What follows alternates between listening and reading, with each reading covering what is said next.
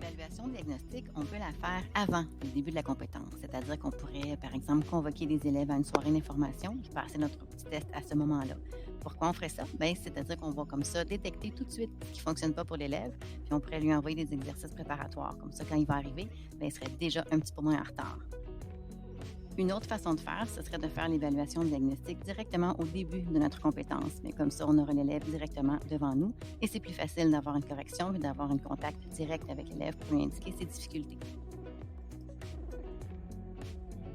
Pour le journal de bord, le meilleur moment, ben, c'est un petit peu partout durant la compétence. C'est-à-dire que ce ne sont pas des moments clés ciblés, figés dans le temps. C'est tout au long de la compétence parce que ce que je veux, c'est de recueillir les réflexions, des traces écrites de ce que l'élève pense tout au long d'une compétence. Le meilleur moment d'utilisation pour les trois autres outils qui suivent, ce sont des moments ciblés, clés qu'on aurait planifiés à l'intérieur même de notre planification. Pour ce qui concerne la liste, ce qui est intéressant, c'est qu'on peut la faire plusieurs fois pour voir l'évolution de l'élève. Ou je pourrais aussi décider que plus la compétence avance, moins je mets de détails, parce que ce que je veux, c'est amener mon élève à être compétent et autonome. La grille d'évaluation uniforme est aussi à utiliser à des moments ciblés. Ce que je veux avec ça, c'est voir le progrès donc de mon élève.